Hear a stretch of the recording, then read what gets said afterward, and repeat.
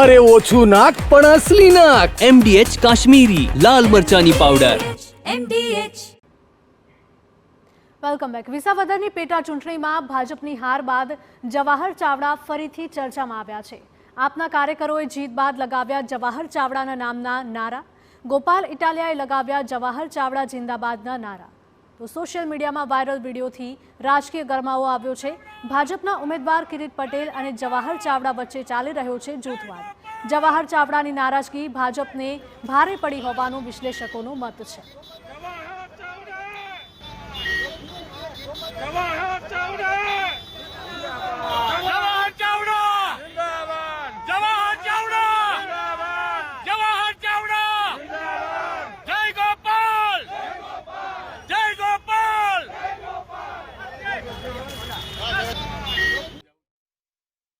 તો આપના કાર્યકર્તાઓએ જીત બાદ લગાવ્યા જવાહર ચાવડાના નામના નારા.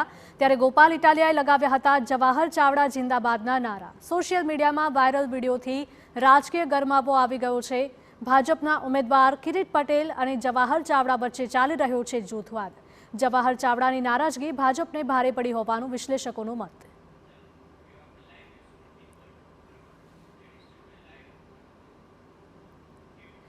અમારા સંવાદદાતા મોહિત ભટ્ટ લાઈવ જોડાયા છે. મોહિત, વિસાવદરની પેટા ચૂંટણીમાં ભાજપની હાર બાદ જવાહર ચાવડાના નારા લાગ્યા હતા. ફરીથી તેઓ ચર્ચામાં આવ્યા છે.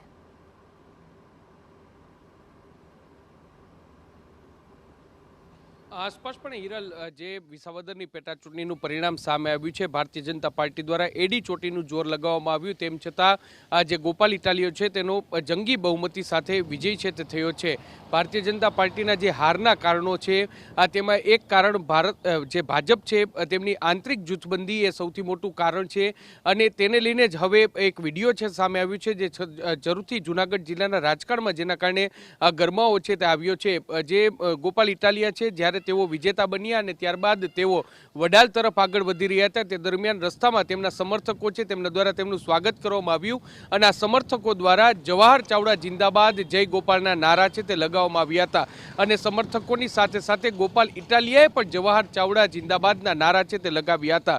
જવાહર ચાવડા એક ભાજપના નેતા છે અને આમ આદમી પાર્ટીના વિજેતા ઉમેદવાર તેમની જિંદાબાદના નારા લગાવે એટલે સ્વાભાવિક રીતે રાજકારણ છે તે ગરમાય. અત્યાર સુધીની જે ચર્ચાઓ સામે આવી હતી તેમાં છેલ્લા ઘણા સમયથી જવાહર ચાવડા છે તેઓ ભારતીય જનતા પાર્ટીથી નારાજ છે. એટલું જ નહીં, પરંતુ કિરીટ પટેલ સાથે તેમને વ્યક્તિગત રીતે જૂથવાદ છે તે અનેક વખત ચર્ચાના એરણે આવી ગયો છે. હવે જ્યારે કિરીટ પટેલ જ વિસાવદરની પેટા ચૂંટણીના ઉમેદવાર હતા ત્યારે સ્વાભાવિક રીતે જે જવાહર ચાવડા છે તેમને વિરોધમાં કામ કરી આવવાની શક્યતા છે તે જોવાઈ રહી હતી. અને જ્યારે આજ સવારે જ્યારે મતદાનની જે આંકડાઓ સામે જે મતના આંકડાઓ જે સામે આવી રહ્યા હતા તેમાં જે ભાજપનો ગઢ મનાતા કેટલાક વિસ્તારોમાં જે ભાજપની લીડ છે તે ન નીકળી અને તેના કારણે જ જે જરૂરથી એક ચર્ચા થઈ હતી કે કોના કારણે આ પ્રકારની ભાજપની લીડમાં ઘટાડો થયો. ત્યારે જવાહર ચાવડાનું નામ છે તે મોખરે આવી રહ્યું હતું. શું ગોપાલ ઇટાલિયા જવાહર ચાવડાનું ટેકો અને તેમના સમર્થનના કારણે વિજેતા બન્યા, તે પણ એક મોટો સવાલ છે. જૂનાગઢ જિલ્લામાં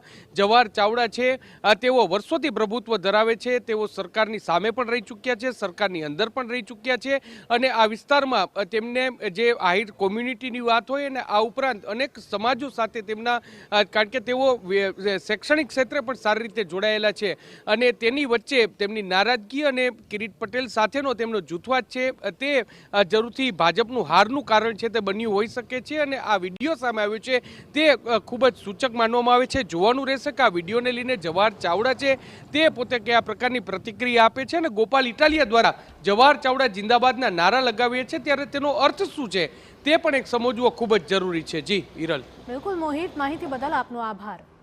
તો ગોપાલ ઇટાલિયાએ જવાહર ચાવડા જિંદાબાદના નારા લગાવતા અનેક સવાલો ઊભા થયા છે અને રાજકારણમાં પણ ગરમાવો આવ્યો છે.